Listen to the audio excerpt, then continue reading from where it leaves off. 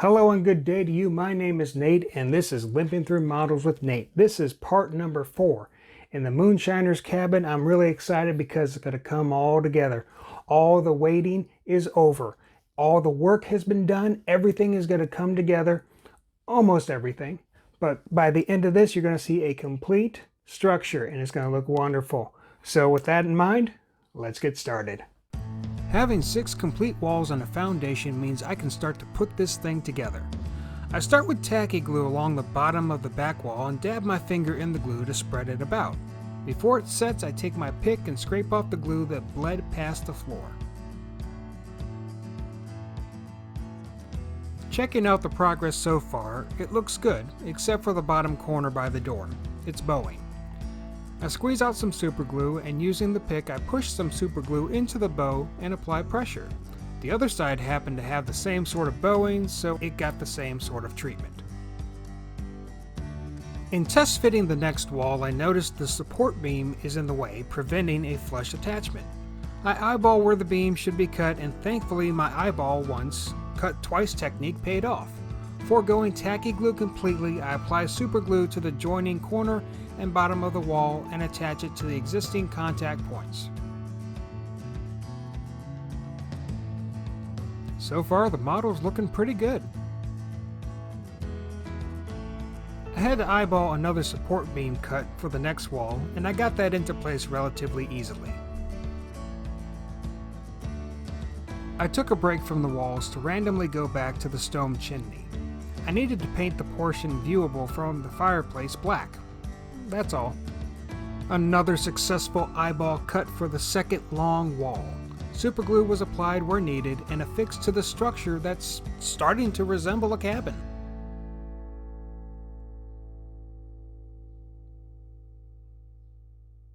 Test fitting the front wall, I noticed a few things. First, another eyeball cut to a support beam is needed, as is tradition.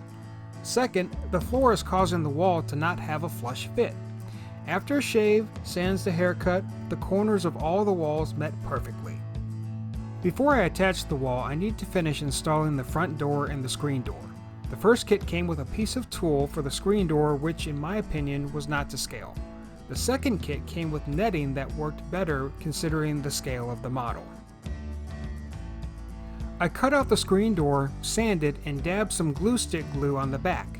I then placed the frame directly on the mesh, making sure the stitching is parallel to the frame.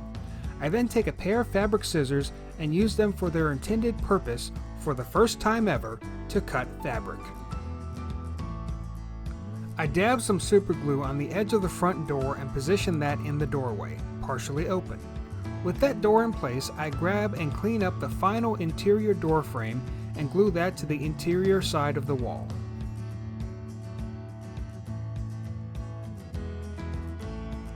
After this fine looking shot of the screen door, I take the scissors and cut the excess mesh from the frame.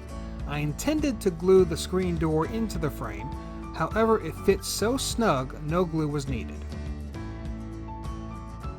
Finally, I blab some super glue on the bottom and side edges of the wall and raise the final wall of the cabin.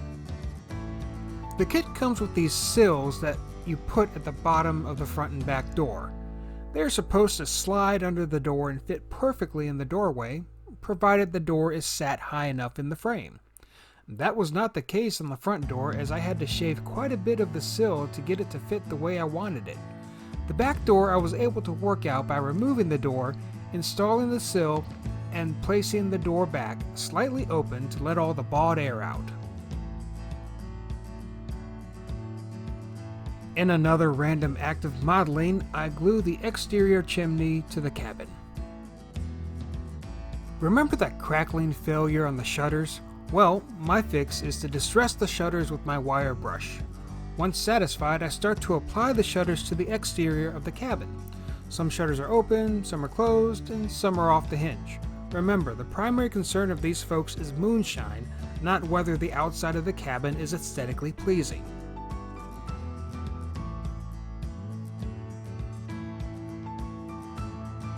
Now it's on to the roof and its rafters.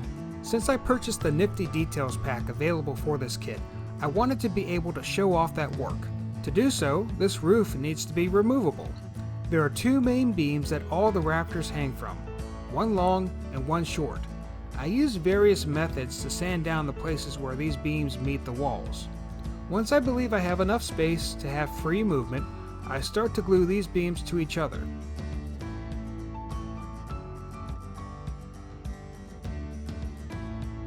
Once set, there are two additional support beams which are sanded, test fitted, and glued where the main support beams meet. With the beams in place, I start with setting the rafters.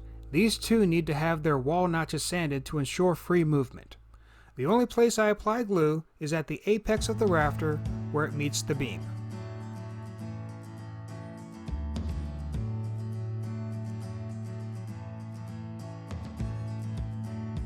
Once all the rafters are in place and I have given ample time for the glue to set, I carefully attempt to remove the roof frame from the model. This is an overall successful attempt. I start to cut out and prep the roof to be attached to the frame, but first I gotta pause to admire my work so far. I do some test fitting of the various roof pieces to the frame, in addition to blacking out the edges of the boards. I must figure out a way to best attach these roof pieces to the frame so that everything stays together when the whole roof is removed. In comes my trusty double-sided tape. Usually saved for shingles and such, I use this tape to build out the roof pattern as per the instructions. I then measure the distance between where the roof jets out and the inside edge of the wall. I proceed to mark and cut lines on the underside of the roof to guide where the double-sided tape goes. I fill in these gaps where there is no tape, then rip off the protective covers. I only have one take on this, so I carefully drop the roof onto the frame the right way the first time.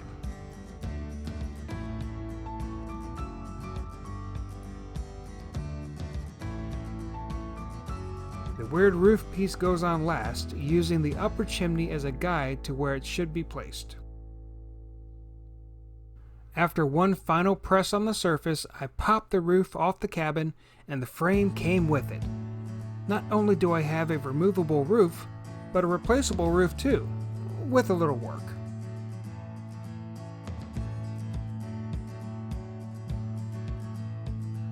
There are additional rafters that need to be added, including the end caps for both gabled ends and tiny pieces to fill gaps where rafter board would be in the real world.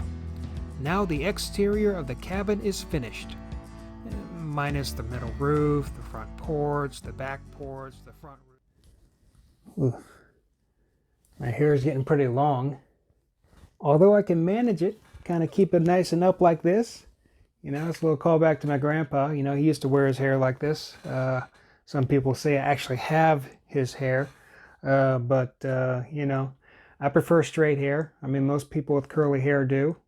And most people with straight hair prefer curly, so, you know, it's like a catch-22 or whatever. But I digress. That was the end of the video here, and we have the structure right here.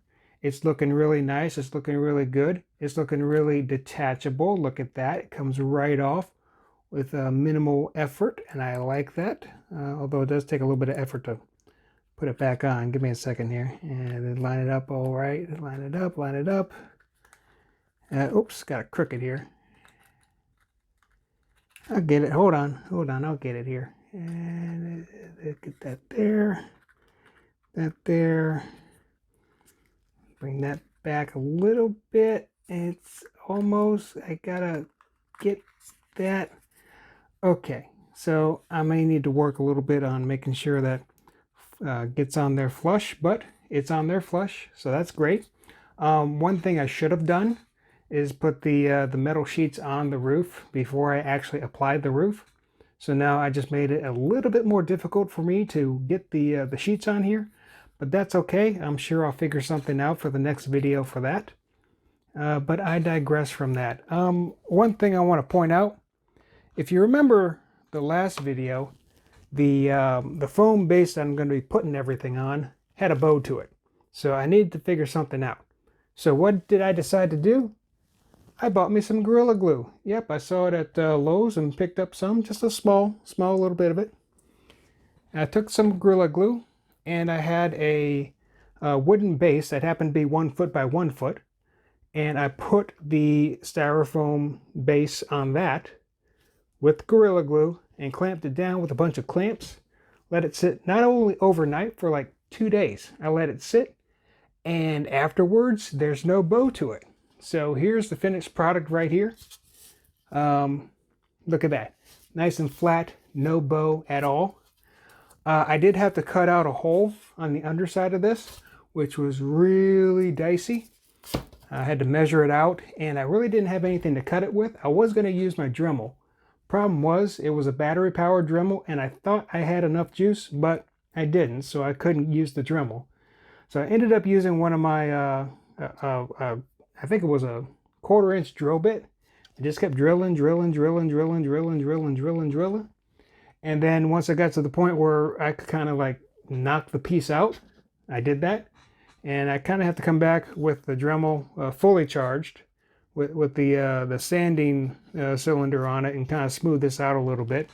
But this will give me enough room to have the motor in place here. And I'm going to find something to kind of, give some clearance on this base here so I can attach the battery pack for the motor as well. And just have it, sit kind of up like this, have a facade around it or whatever. But it's looking good so far. And in addition to that, I did get the moonshine still painted. You see that right here. It's looking really good. And it's going to look even better on the model here with trees surrounding it and everything. And I'm looking forward to putting it all together. Will that happen next video? I don't know. But we'll see. Maybe there's a part 6. I don't know. I really don't. It just depends on how quickly I get the video out. But I'm going to have a little bit of a departure, not a departure, but a detour, so to speak, with the next video. You can look forward to that. I'm not going to give you much more information on that. But like, comment, subscribe, do everything you can to get to the next video, where you'll see me continue this in some way, shape, or form. Until then, see you next time.